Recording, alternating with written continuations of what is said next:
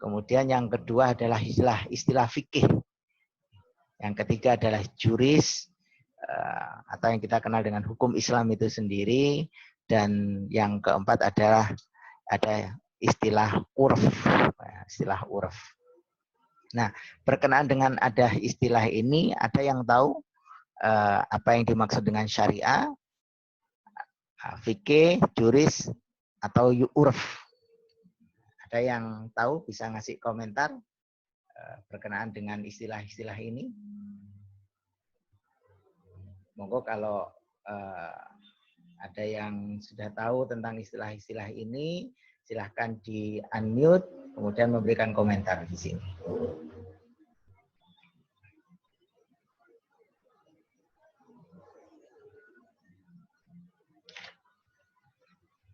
Oke, saya lanjutkan. Tidak ada yang memberikan komentar, saya lanjutkan. Nah, istilah syariah. Syariah itu adalah secara umum adalah agama yang ditetapkan oleh Allah Subhanahu wa taala untuk hamba-hambanya. Nah, tentunya terdiri dari berbagai hukum dan ketentuan-ketentuan.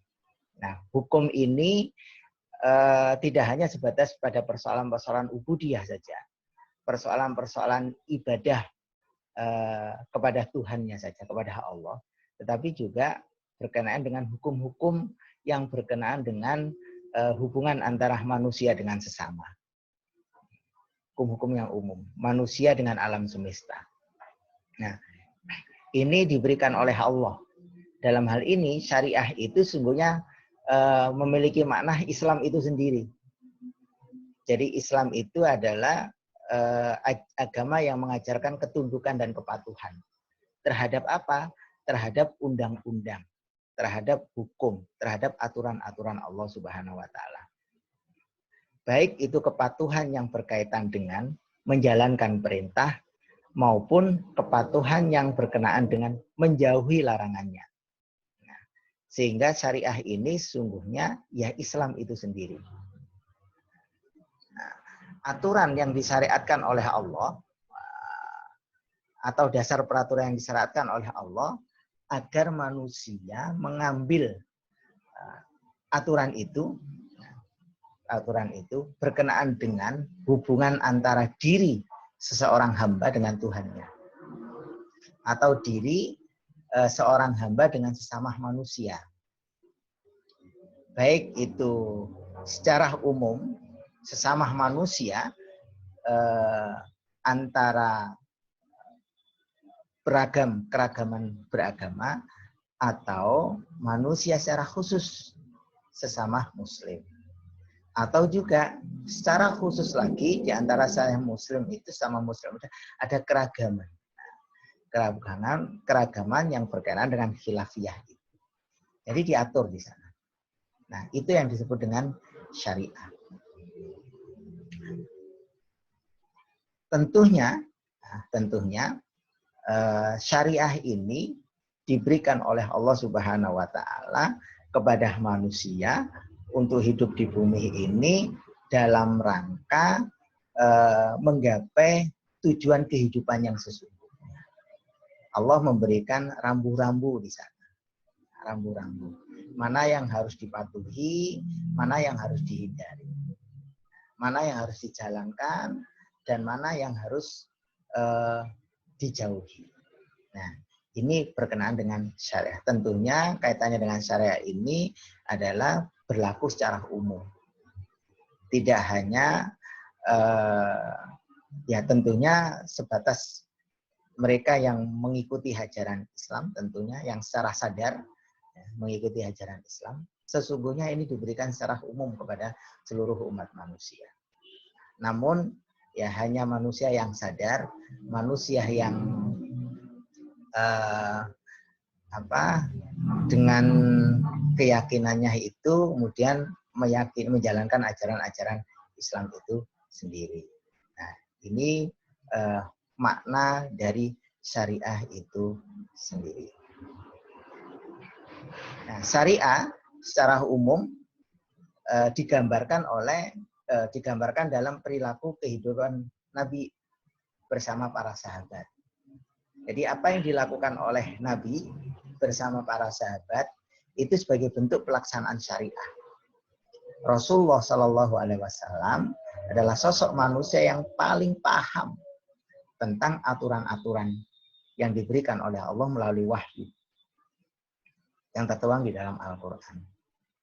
Nah, karena Rasulullah adalah sosok manusia yang paling paham dan bertugas untuk memberikan pemahaman kepada umatnya, maka Rasulullah kemudian memberikan contoh secara real dalam kehidupan keseharian. Nah, tentunya tidak hanya sebatas pribadi Rasulullah dengan Tuhannya saja, tetapi bagaimana Rasulullah membangun sebuah hubungan syariat, hubungan hukum-hukum keislaman, penerapan hukum-hukum keislaman antara beliau dengan sahabat-sahabatnya, antara beliau dengan masyarakat pada waktu itu, masyarakat secara umum, antara beliau dengan umat Madinah, antara beliau dengan masyarakat Mekah, antara beliau dengan masyarakat di sekitar wilayah Jazirah Arab. Nah, ini diberikan contoh oleh Rasulullah secara penerapan. Dan ini yang disebut dengan istilah syariah itu sendiri. Yang kedua, fikih. Nah, fikih itu adalah pengetahuan tentang hukum-hukum syariah. Jadi ini kaitannya dengan ilmu. Nah, tentunya kaitannya dengan ilmu pengetahuan, pasti ini hasil konstruksi. Atau dalam istilah secara umum dalam ilmu dalam kajian hukum Islam disebut hasil ijtihad yang dilakukan oleh para ulama. Ini pengetahuan tentang hukum-hukum syariat yang berkaitan dengan perbuatan, perkataan para mukallaf. Nah, artinya berkenaan dengan perbuatan-perbuatan dengan orang-orang yang terbebani untuk menjalankan syariat itu. Jadi mereka yang telah menjalankan syariat itu, yang diambil dari dalil-dalil. Nah, dalil-dalil itu dari mana? Ya, dalil-dalil itu dari nas-nas Al-Quran tentunya. Nah, dan juga dari sunnah-sunnah Rasul. Sunnah-sunnah Rasul. Nah, ini merupakan hasil ijtihadi dari para ulama. Hasil ijtihad. Yang kemudian dikonstruksi, jadilah sebuah ilmu berkenaan dengan hukum Islam, berkenaan dengan fikih, yang tujuannya agar dipelajari, ditransformasikan, diberikan kepada para pengikut setelah mereka, atau para tabi'in. Para tabi'in. Jadi setelah para mukallaf itu melakukan perumusan hukum-hukum syariat, bagaimana cara Rasulullah melaksanakan syariat bersama para sahabat dalam kehidupannya di dunia pada waktu itu, di bumi pada waktu itu, yang kemudian hasil perumusannya itu dituangkan dalam sebuah kajian, dalam sebuah buku yang kita sebut dengan istilah teori begitu dalam secara umum. Nah, kemudian tujuan perumusan itu adalah untuk mempermudah para pengikut sesudahnya, para tabi'in, sampai kepada kita dalam mempelajari bagaimana cara Rasulullah Shallallahu Alaihi Wasallam melaksanakan syariat itu. Ini yang disebut dengan fikih. Maka ini berkaitan dengan hasil ijtihadi, hasil ijtihadi para ulama. Nah, tentunya akan terbingkai dengan ruang dan waktu. Artinya terbingkai dengan di mana kondisi kondisi ulama itu hidup, di wilayah di mana ulama itu hidup, dan juga kapan ulama itu waktu itu hidup, waktu merumuskan. Jadi ada ruang dan waktu. Nah, tentunya di sana ada persoalan-persoalan yang pada waktu itu muncul, kemudian diijtihadi oleh para ulama, dikiasi dengan hukum-hukum yang sudah ada. Nah, setelah itu dirumuskan. Ini loh hukumnya. kalau toh ada persoalan-persoalan hari ini yang tidak muncul dalam rumusan para ulama, maka itu diperlukan ijtihad kembali. Ijtihad kembali. Nah, siapa yang bisa melakukan ijtihadi? Ya ada kriteria-kriteria para ulama dalam melaksanakan ijtihad itu. Nah, ini istilah atau pemahaman yang perlu kita pahami dulu tentang beberapa istilah yang muncul. Jadi yang pertama adalah syariah dan yang kedua adalah fikih. Nah, kemudian yang ketiga ada istilah juris. Nah, juris itu adalah hukum Islam. Nah, ini berkenaan dengan permasalahan-permasalahan kemanusiaan tentunya. Permasalahan-permasalahan yang berkenaan dengan hablum minan nas tentunya. Yang dimana persoalan-persoalan di sini itu terkadang tidak muncul di masa para ulama dulu. Tidak muncul di masa para nabi. Misalnya, contoh, hari ini muncul istilah pertemuan dengan model seperti ini. Jadi jarak jauh. Nah, pada waktu itu pembelajaran yang dilakukan oleh Rasulullah ketemu langsung gitu. Ketemu langsung, berkumpul dalam satu majelis, kemudian mereka melakukan istilah waktu itu adalah halaqah. Halaqah. Jadi membuat lingkaran begitu, Nabi berada di salah satu di bagian lingkaran itu, kemudian memberikan ajaran-ajaran, memberikan pemahaman kepada umat Islam. Nah, para pengikutnya, memberikan ajaran pada pengikutnya. Dan sekarang sudah berubah, model halaqahnya ya model virtual seperti ini. Nah, contoh, perdagangan dulu jual beli, perniagaan, dulu tukar menukar barang, itu langsung ketemu barangnya, kemudian langsung kita tukar dengan uang atau dengan barang yang memiliki nilai harga yang sama. Nah, sekarang sudah berubah lagi, perdagangan secara virtual. Nah, munculnya persoalan-persoalan baru yang belum terjawab di masa para ulama pada waktu itu, di masa Rasulullah. Nah, di sini ada istilah hukum Islam. Ada fatwa-fatwa di sini. Nah, ini hukum Islam. Tentunya hukum Islam ini berbeda dengan fikih. Ya, fikih. Ya, kalau disamakan artinya fikih pada pemahaman kajian kita kali ini adalah yang berkaitan dengan permasalahan-permasalahan yang sudah dirumuskan oleh para ulama. Kita fokuskan ke abad ketiga Hijriah, 3 atau 4 Hijriah. Nah, tetapi hukum Islam adalah permasalahan-permasalahan yang kekinian, kontemporer. Tetapi walaupun di beberapa kajian atau tulisan-tulisan buku ada fikih kontemporer. Nah, tentunya itu kajiannya sebenarnya ranahnya adalah ranah juris. Nah, misalnya baru beberapa hari yang lalu muncul istilah baru, misalnya ada buku yang diterbitkan oleh salah satu teman dari teman saya, misalnya itu fikih pandemik. Nah, misalnya. Nah, itu adalah persoalan-persoalan baru yang saat ini terjadi. Nah, kemudian dan itu berkenaan dengan fatwa-fatwa. Nah, fatwa-fatwa para ulama dalam rangka menghadapi persoalan-persoalan yang ada dalam masa saat ini. Itu kemudian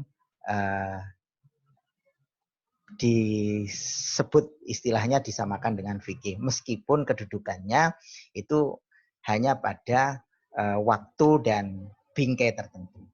Jadi kalau misalnya pandemik sudah hilang misalnya, ya maka tidak berlaku lagi fikih itu. Hukum itu tidak berlaku lagi, maksudnya begitu. Jadi dalam kasus-kasus tertentu. Nah, ini semuanya masuk wilayah hukum Islam. Dan itu tidak boleh kemudian dipaksa untuk menjadi bagian dari fikih yang itu berkenaan dengan secara umum. Ya, berkenaan dengan permasalahan secara umum yang itu disandarkan kepada kehidupan Rasulullah Muhammad SAW.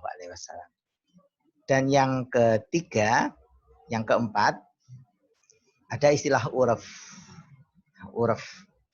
Nah, ini terkadang umat Islam itu menganggap bahwa ini bagian dari fikih, ini bagian dari hukum Islam. Padahal uruf itu adalah suatu kebiasaan. Kebiasaan umat Islam dalam merefleksikan kehidupan keagamaannya itu, dan itu disetujui secara bersama. Nah, misalnya begini, dalam pelaksanaan hari raya Idul Fitri misalnya, ya, ada perilaku perwujudan dari refleksi keagamaan. Misalnya silaturahim, ya, silaturahim, bersalaman, datang ke tetangga-tetangga untuk minta maaf begitu. Nah, ini adalah kebiasaan yang dilakukan oleh umat Islam. Ini masuk wilayah uruf, bukan masuk wilayah fikih. Nah, silaturahim itu adalah kewajiban. Tidak harus menunggu hari raya. Siapapun yang ingin bersilaturahim, ingin membantu membangun tali silaturahim, membangun keluarga, kesamaan persaudaraan antara satu dengan yang lain adalah kewajiban. Kapanpun di mana saja, itu adalah kewajiban. Tidak harus menunggu hari raya. Nah, tapi kebanyakan di kalangan kita, kalau ada masalah dengan tetangga, kalau ada masalah dengan orang lain, kadang kita ngomong, nunggu hari raya saja. Sekalian minta maaf kosong biar kosong. Nah, ini yang terjadi. Ya. Banyak kebiasaan-kebiasaan yang itu dianggap oleh masyarakat sebagai masuk pada wilayah fikih. Nah, misalnya contoh lagi, ziarah kubur yang dilaksanakan misalnya pada saat megengan misalnya. Orang sebelum melaksanakan ibadah puasa datang ke makam orang tuanya atau makam saudara-saudaranya, di sana sekedar tabur bunga dan berdoa. Nah, ini adalah kebiasaan, ini bukan wilayah fikih. Ini contoh-contoh yang lain, banyaklah contoh-contoh yang lain yang berkenaan dengan fikih, tetapi juga membingkai, ya, membingkai dalam pelaksanaan syariah itu sendiri. Nah, berikut ini saya ingin memberikan ilustrasi begini. Ya, insya Allah ini paham ya pengertiannya ya. Saya mencoba memberikan ilustrasi. Apa bedanya syariah, ada bedanya fikih, ada bedanya yuris, ada apa bedanya uruf. Nah, sekarang saya ingin memberikan ilustrasi sedikit. Sebentar, ini ada suara yang dubbing ini. Nah, ya.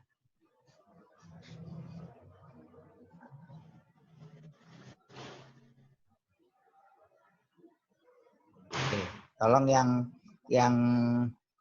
tolong di mute dulu ya, biar tidak ada suara masuk, tidak ada dubbing. Nah, di mute dulu. Oke, kita lanjut. Nah, ada ilustrasi ini. Ini orang sedang apa ini? Menjalankan, anggaplah ini gambaran orang menjalankan ibadah sholat. Siapa yang bisa memberikan ilustrasi? Mana ini fikih, mana ini syariah, mana ini urufnya? Ada yang bisa memberikan ilustrasi? Monggo. Untuk memberikan pemahaman.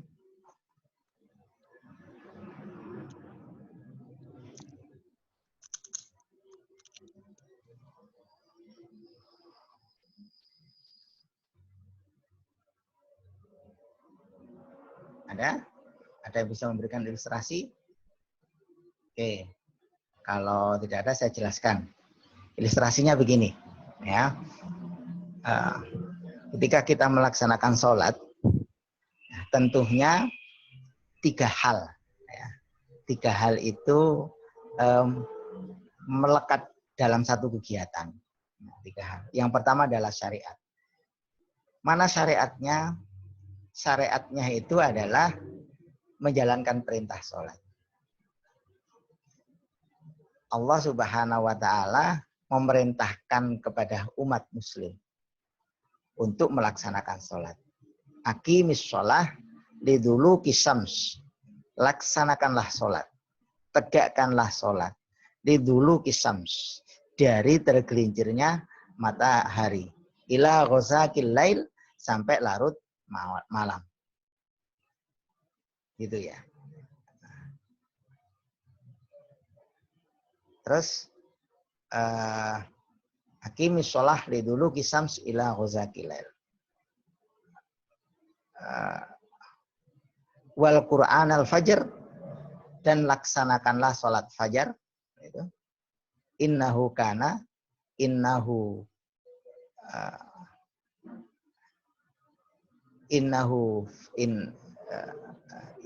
innahul fajr inna Qur'an al-fajr kana masyhudan. Inna Qur'an al-fajr kana masyhudan. Karena sesungguhnya melaksanakan sholat fajar itu disaksikan oleh para malaikat. Nah, itu adalah syariah. Ketika kita melaksanakan sholat, itu adalah melaksanakan perintah. Perintahnya perintah syariah. Dari mana? Dari wahyu Allah.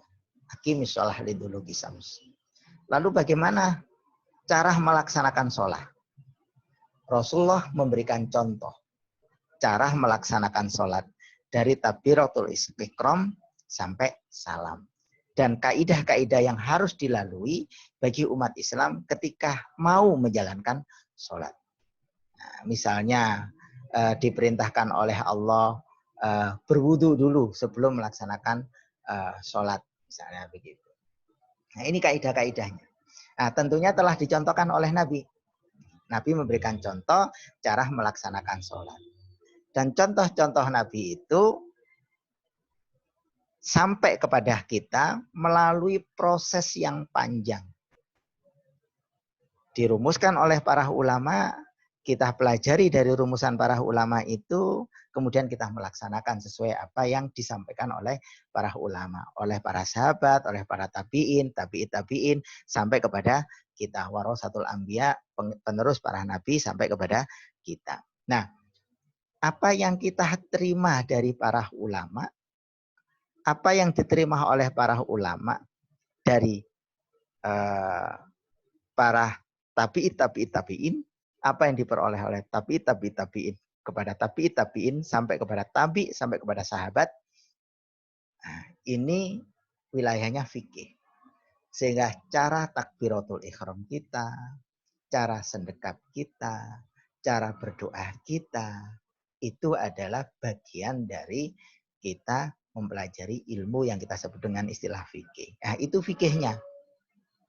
Nah, tentunya ketika kita mempelajari fikih, ya pasti akan terjadi khilafiyah, akan terjadi perbedaan satu dengan yang lain. Kenapa ini terjadi? Ya karena ketika para sahabat memahami sebuah hadis, tentunya didasarkan atas kondisi di situasi termasuk kemampuannya dalam memahami hadis-hadis itu. Tentunya para sahabat ketika menyampaikan hadis, kisah tentang apa yang dilakukan oleh Nabi, gambaran tentang apa yang telah dijalankan oleh Nabi, memiliki sudut pandang yang berbeda. Aisyah ketika menyampaikan kepada sahabat, menyampaikan berita ini tentang sholat malamnya Nabi, tentunya berbeda dengan apa yang disampaikan oleh Ibnu Abbas tentang cara sholatnya Nabi. Mungkin Aisyah ketika Nabi melaksanakan, Aisyah menyampaikan hadis ini karena ketika Nabi melaksanakan sholat malamnya di rumah. Di rumah. Dan Aisyah berada di rumah pada waktu itu. Maka Aisyah mengatakan, misalnya, saya melihat sholatnya Nabi baik di bulan Ramadan maupun di luar bulan Ramadan itu tidak lebih dari 11 rakaat. Sementara Ibnu Abbas tidak di dalam rumah, tetapi dia berada di bersama-sama dengan para sahabat, mungkin berada di masjid bersama-sama dengan Rasulullah SAW, kemudian memberitakan, saya pernah melihat Nabi itu sholat malamnya lebih dari 11 rakaat. Artinya ada kelebihan di sana. Nah, sehingga ada beberapa hadis yang disampaikan oleh Bukhari juga menyatakan sholatnya Nabi 13 rakaat. Nah, ini berbeda. Apakah ini bertentangan? Bukan. Tidak bertentangan. Karena apa? Apa yang disampaikan oleh para sahabat, itulah yang diterapkan oleh Nabi. Nah, maka kita, karena ini wilayah khilafiyah, perbedaan, maka kita harus melihat dalam kondisi apa Nabi melaksanakan sholat malam itu.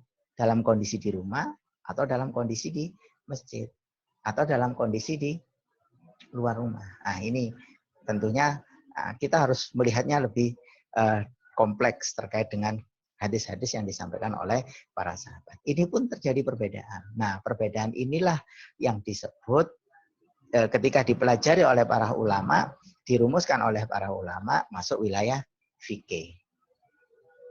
Sehingga takbir kita, sujud kita, ruku kita, doa-doa kita dalam sholat, itu masuk wilayah fikih. Ya. Kalau toh terjadi khilafiyah, perbedaan cara melaksanakan syariat itu, hal itu adalah sebuah keniscayaan, kewajaran. Nah, maka tidak perlu dicari mana yang paling benar di antara hadis-hadis yang sahih itu. Maka harus disandingkan saja. Jadi tidak perlu yang benar adalah Aisyah, karena Aisyah adalah istri Rasulullah. Tidak bisa begitu. Karena Rasulullah melakukan ini dalam kondisi dan waktu yang mungkin berbeda. Nah, gitu. Nah, ini berkenaan dengan ilustrasi masalah fikih. Kemudian urufnya di mana? Nah, urufnya adalah cara menutup aurat. Menutup aurat ketika melaksanakan sholat. Ada kopiah. Ada kopiah, peci. Nah, tentunya berbeda dengan yang dipakai oleh Nabi. Ada gamis, ada baju, ada sarung, berbeda. Kalau pada masa Nabi pakai gamis, celananya agak cingkrang begitu, kemudian pakai gamis. Gitu. Kenapa agak cingkrang? Ya karena memang biar tidak kainnya tidak tempel ke tanah, mungkin dikhawatirkan najis, ya memang itu. Tetapi itu bukan menjadi sesuatu yang harus atau menjadi sesuatu yang disyariatkan. Itu adalah wilayah uruf. Maka umat Islam di Indonesia yang sudah terbiasa pakai sarung, sarung ini adalah hasil peradaban, transformasi peradaban Hindu-Buddha ya, di Jawa, kemudian harus pakai baju koko, dan baju koko itu hasil peradaban perkembangan sejarah Cina, Islam Cina di Indonesia, misalnya, kemudian harus pakai peci seperti ini bukan menjadi syariat, tetapi inilah urufnya, inilah urufnya. Nah, sehingga sholat dengan menggunakan pakaian yang bersih, pakaian yang suci dari najis, pakaian yang indah, nah, tentunya ketika di Mekah dan Medina agak berbeda jauh dengan di Indonesia yang pakai sarung. Nah, tetapi sekarang ketika sudah terjadi pencampuran budaya saat ini, di Mekah sekarang juga tidak asing dengan istilah-istilah sarung seperti ini, tidak asing. Jadi sekarang gamis juga disambai dengan sarung. Sekarang juga ada peci begitu, kemudian kalau dulu masih sorban. Jadi masih sudah ada banyak pertukaran budaya, pencampuran budaya antara budaya Arab dengan budaya Jawa misalnya. Nah, ini adalah uruf, tetapi ini bukan menjadi bagian syariahnya atau tidak masuk wilayah fikihnya. Kita lanjut lagi. Misalnya ini begitu. Nah, ibu-ibu, gadis-gadis, anak-anak perempuan yang sedang melaksanakan ibadah ada yang pakai mukena. Nah, ini mukena ini juga hasil kompilasi dari budaya. Nah, tetapi tujuannya adalah menutup seluruh aurat, menutup seluruh aurat yang diperintahkan oleh Allah, yang dilarang untuk diperlihatkan kecuali wajah dan kedua telapak tangannya. Ini salah satu. Tapi di negara yang lain, ya, di negara yang lain itu berbeda. Mungkin tidak memakai mukena, karena orang Jawa, orang Indonesia itu terbiasa ribet. Jadi kemana-mana untuk ibu-ibu, untuk putri-putri selalu bawa mukena. Dan mereka terbiasa. Nah, tetapi di negara-negara yang lain yang tidak ingin ribet, dia ingin menggunakan pakaiannya dengan sebagai sarana untuk pelaksanaan ibadah juga, itu bisa terjadi. Nah, seperti di Turki misalnya, seperti di Iran misalnya begitu. Ini terjadi seperti ini. Nah, ini bagian dari urf tentunya. Nah, ini juga bagian dari urf. Ya. Nah, ini juga bagian dari urf. Tetapi di dalam urf ini sungguhnya menjadi sesuatu yang membingkai dalam pelaksanaan ibadah. Tentunya bukan urf yang menjadi utama adalah syariahnya. Diskusi-diskusi tentang perbandingan mazhab itu tidak didiskusikan tentang ini. Ya. Tentang urf ini tidak didiskusikan. Tapi yang lebih didiskusikan adalah persoalan-persoalan fikihnya. Ya. Persoalan-persoalan fikih yang berkaitan dengan pelaksanaan syariah itu. Nah, misalnya ada sholawat seperti ini, sholawat Nabi. Nah, salat Nabi hanya memerintahkan Allahumma sholli ala Muhammad wa ala ali Muhammad. Nah, kemudian disempurnakan lagi, kama shollaita ala Ibrahim wa ali Ibrahim wa barik ala Muhammad wa ala ali Muhammad kama barakta ala Ibrahim wa ali Ibrahim. Nah, ini sholawat. Tetapi dalam perkembangan selanjutnya, seiring dengan keinginan umat Muslim untuk mencintai Nabi, untuk lebih dekat dengan Nabi, untuk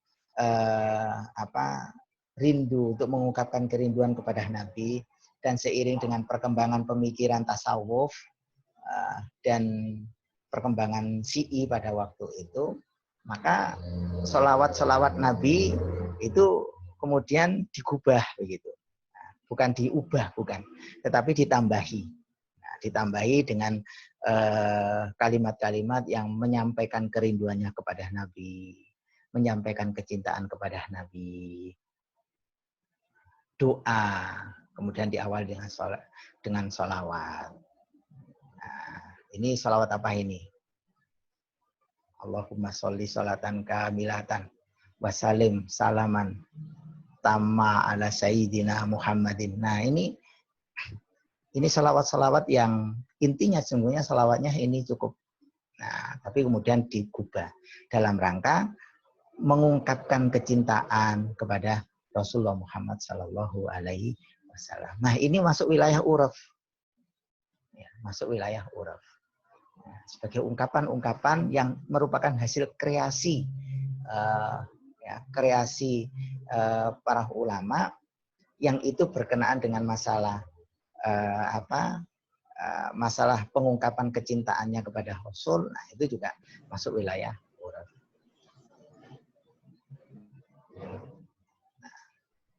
Nah, ini juga sholawat, kan ada sholawat tibil qulub, sholawat naria, itu semua masuk wilayah uruf. Nah, terkadang masyarakat itu memahami bagian dari ibadah. Sehingga ketika tidak dilakukan, yang terjadi adalah salah dan benar yang terjadi.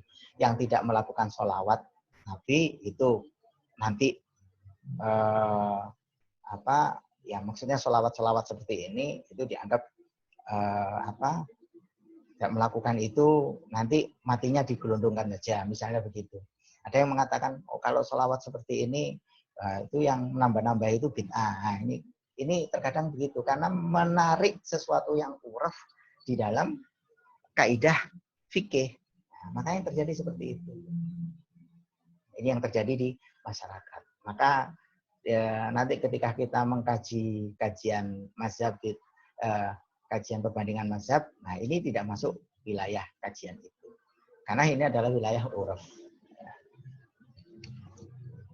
Ya, kenapa mereka melakukan ini? Karena ini dalilnya. Saya lanjutkan. Nah, buka bersama. Buka bersama. Itu juga wilayah uruf sesungguhnya.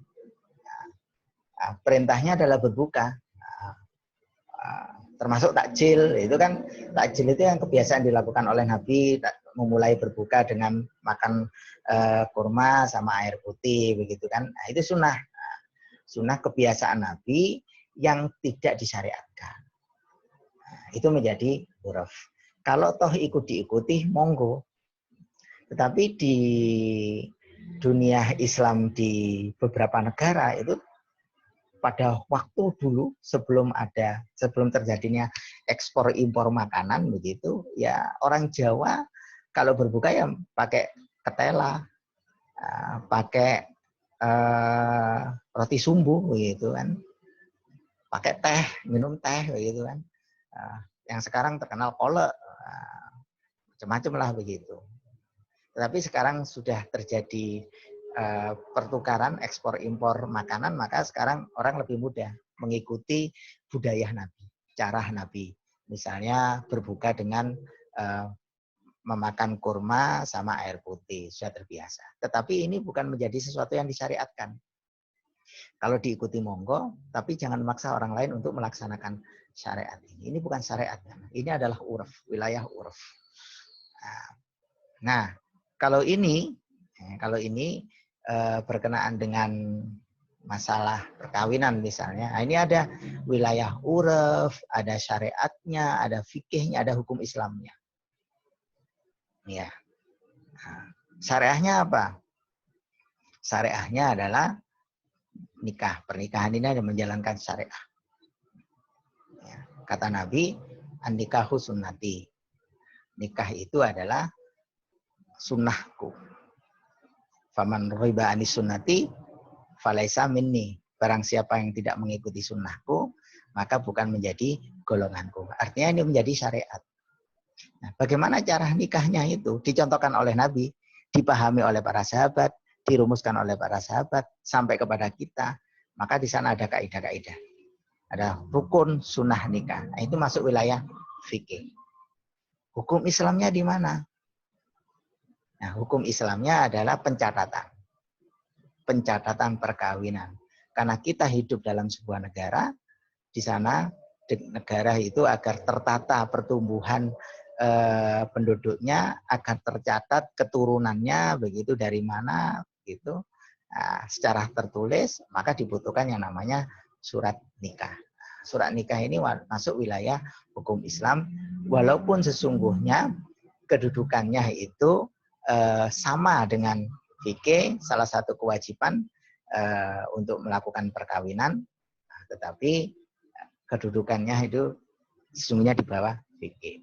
Jadi ketika orang melakukan nikah tanpa dicatatkan, secara agama sah dengan rukun dan syarat. Tetapi karena kita hidup dalam sebuah negara, ada kewajiban di sana untuk mematuhi aturan-aturan negara.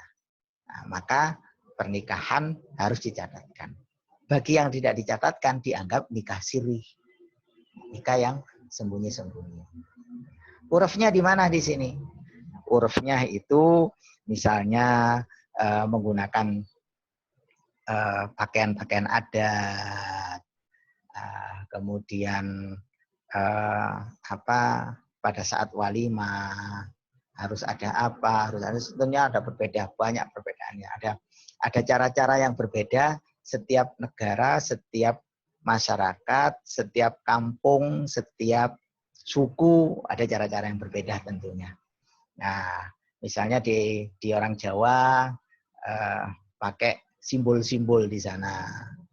Nah, ada janur, ada pohon pisang, itu janur-janur. Nah, itu masuk wilayah uruf. Dilaksanakan atau tidak, itu tidak dalam bingkai fikih maupun hukum Islam. Nah, penggunaan jilbab, contoh, ya ayuhan nabi, Kul li azwajika wa banatika wa nisa'il mu'minina yudnina. Nabi, katakanlah kepada istri-istrimu, anak perempuanmu, dan istri-istri orang mukmin semuanya, alaihim, ya, alaihinna minal jalabi bihinna, untuk menjulurkan jilbabnya ke seluruh tubuh. Artinya jilbabnya menjulurkan jilbabnya ke dadanya begitu. Nah, maka seorang mukmin, seorang mukminah, seorang perempuan mukmin di sana punya kewajiban untuk menjulurkan jilbabnya. Ini adalah pelaksanaan syariah. Tetapi dalam pelaksanaan syariah tentunya ada bingkai di sana, uruf. Nah, setiap negara dengan kondisi tertentu pasti berbeda dalam menjalankan syariatnya itu. Tentunya dibingkai. Dibingkai dengan uruf. Di Mekah, Madinah menggunakan seperti ini, di India cara berkerudung seperti ini, di Cina, di Indonesia tidak beda jauh cara berkerudung seperti ini, kemudian di Amerika cara berkerudungnya juga seperti itu. Dan terkadang ini menjadi tren. Nah, sekarang tren karena pandemik, ya, cara berkerudungnya menjadi tren seperti ini. Ada yang berkerudung pakai masker, maskernya menggunakan masker seperti ini. Nah, ini adalah wilayah uruf, tetapi ini tujuannya adalah bagaimana cara melaksanakan syariah. Nah, maka kalau kita melihat itu, kehujahan, kekuatan hukum mana sesungguhnya yang paling utama dan mana yang paling lemah, yang tidak bisa serta-merta kita gunakan. Tentunya ada wilayah syariah, yaitu kuat, fikih, yuris, ya, yang terakhir adalah uruf. Uruf itu harus menjadi sesuatu yang tidak mengikat dalam satu kondisi tertentu. Jadi tidak boleh kemudian ini diikat menjadi syariah, nggak boleh uruf ini. Karena setiap bangsa, setiap suku, setiap masyarakat punya karakteristik pelaksanaan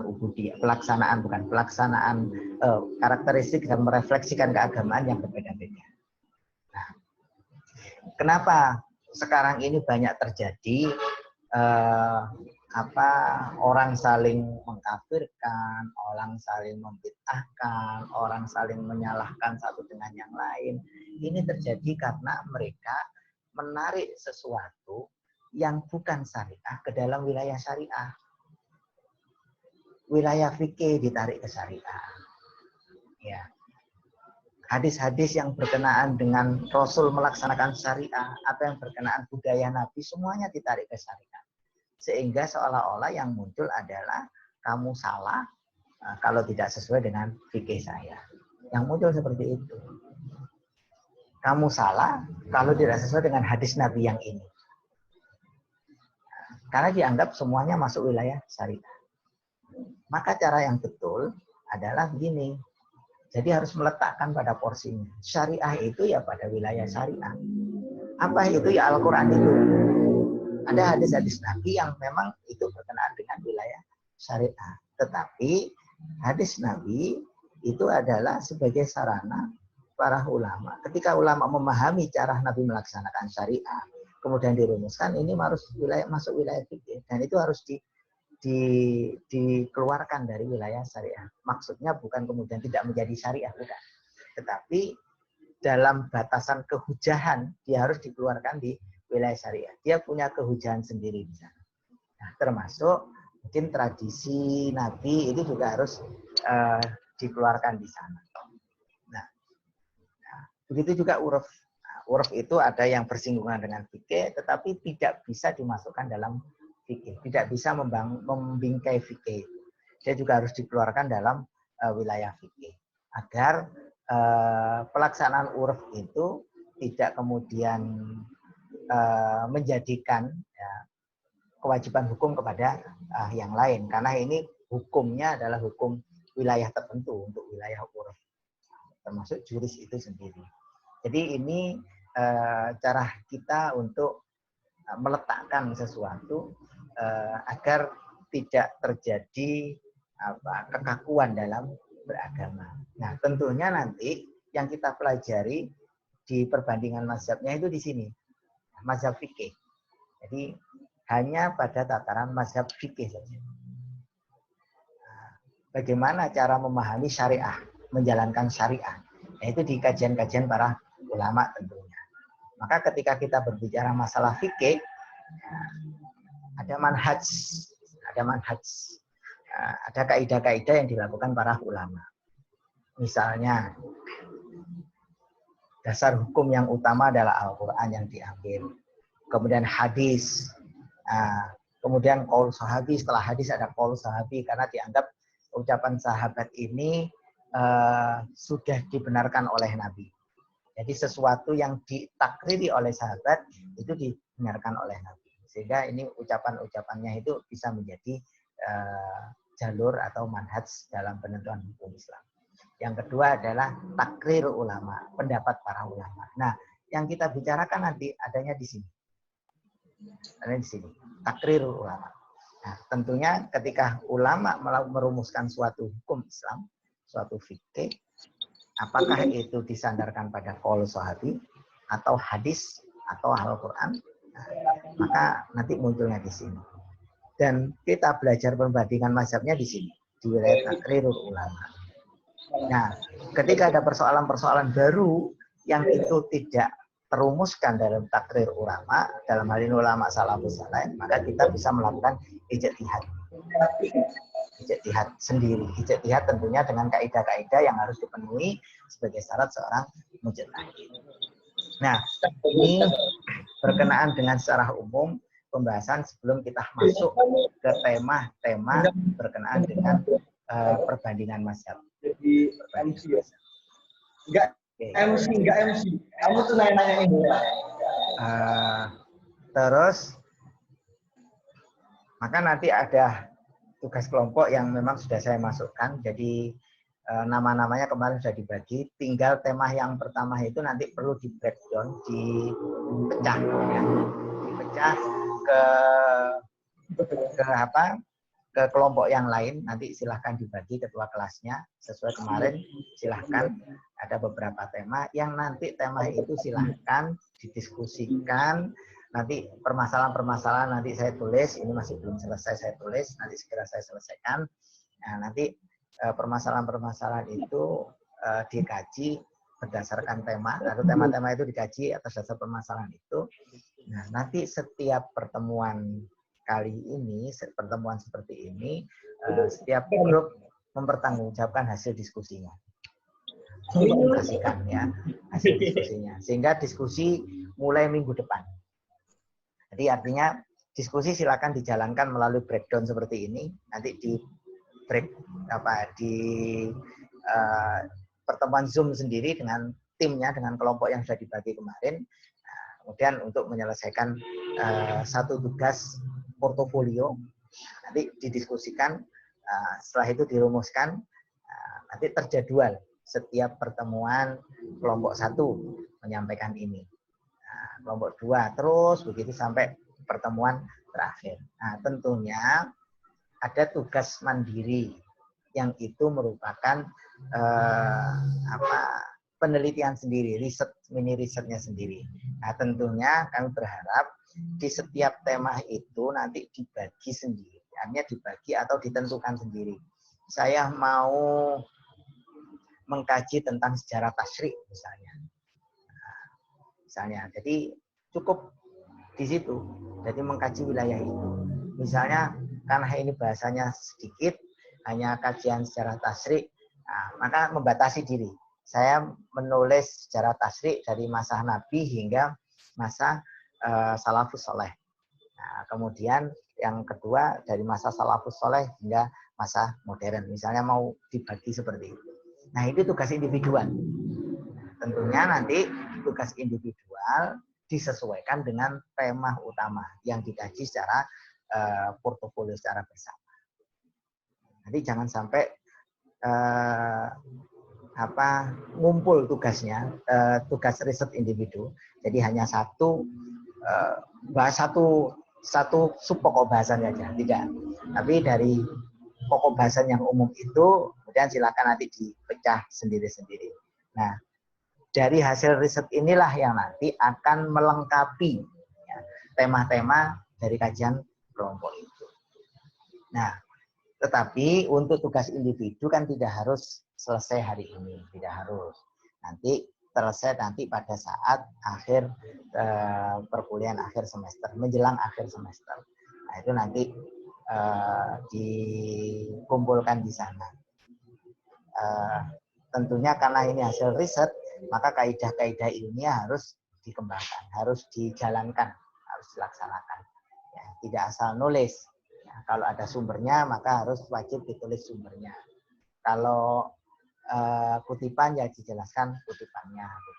Jadi tidak sembarangan nulis, harus asas dasar tulisan-tulisan yang sudah teruji kebenarannya, hanya kevalitannya itu. Nah, tentunya nanti di akhir untuk tugas individu nanti di-unplug terakhir, diplagiasi tugas individu. Nah, nanti dilampirkan hasil unplug-nya tidak lebih dari 25%. Nanti. Tapi itu masih tahapan yang terakhir. Tapi yang perlu segera dikerjakan dalam setiap pertemuan kali ini, nanti setiap grup kelompok akan mendapatkan tugas mempresentasikan seperti ini. Oke, ada pertanyaan silahkan. Mungkin oke, silakan, monggo. Menanyakan tentang susunan materi nih, Ustaz. Ini kan kemarin ketika disampaikan oleh koordinator kami ada 12 materi ya, Ustaz. Termasuk materi yang pertama itu kan kita bagi dengan teman-teman di mahasiswa. Tapi ternyata materi pertama kan ini sudah langsung ditangani oleh Ustadz sendiri. Nah, lantas bagaimana Ustadz untuk kelanjutannya? Apakah langsung tim satu yang tadinya planningnya untuk menghandle materi satu itu langsung kita kita pecah lagi, ataukah tetap ada tugas baru untuk tim satu, Ustadz? Terima kasih. Jadi tim satu nanti menyebar saja di grup-grup yang lain. Jadi tidak ngumpul jadi satu, tapi mengelompok di grup-grup yang lain sudah ada. Bisa begitu ya. Jadi kemarin kan dibagi ada berapa itu? 4 apa 5 itu ya. Nah, itu nanti menempel di grup-grup yang lain. Ya, grup 1, grup 2, grup 3 begitu. Kan tidak berdasarkan ini kan, pembagiannya kan tidak berdasarkan koncoku, koncomu kan, bukan ya? Oh, enggak, biasa. Artinya kan bisa bergabung dengan yang lain kan, nggak apa-apa itu ya. Bisa, Ustaz. Jadi itu aja. Kasih, monggo yang lain. Mungkin nanti dilaporkan hasilnya pembagian pemecahan grup 1 itu nanti ke kelompok yang lain, nanti disampaikan ke saya, nanti segera saya bagi, termasuk permasalahan-permasalahan segera saya bagi. Jangan lupa hari ini silakan ngisi presensi di e-learning ya. Di sana ada presensi, silakan diisi presensi di e-learning. Kendalanya nanti segera disampaikan kalau misalnya ada kesulitan dalam pengisian presensi, nanti bisa disampaikan di grup ya, di grup.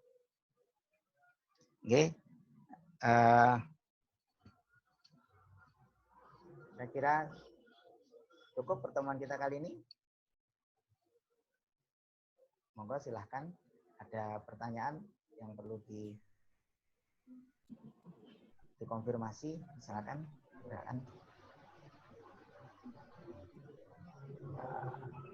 Kalau sudah tidak ada, segera saya akhiri. Tapi saya screenshot dulu. Ya. Silakan dibuka videonya. Yang belum dibuka, silakan dibuka videonya. Siti Miftahul. Oke. 1, 2, 3. Ini 1, 2, 3.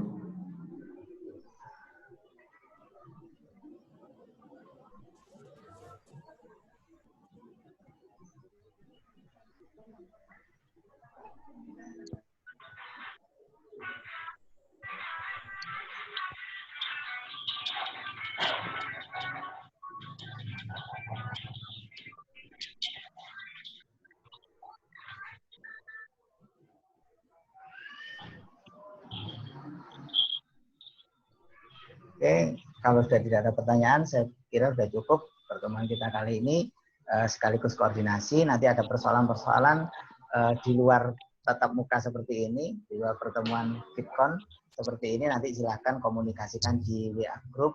Mudah-mudahan kalau misalnya ada yang baca, misalnya ada yang bermasalah, silakan nanti disampaikan di WA Group. Gitu nggih. Mudah-mudahan saya bisa segera membaca, merespon apa yang menjadi persoalan dalam perkuliahan kita kali ini. Terima kasih atas perhatian dan partisipasinya. Mari kita tutup bersama-sama dengan membaca kafaratul majelis. Subhanakallahumma wa bihamdika asyhadu an la ilaha illa anta astaghfiruka wa atubu ilaik. Billahi taufiq wal hidayah. Wassalamualaikum warahmatullahi wabarakatuh. Waalaikumsalam warahmatullahi wabarakatuh.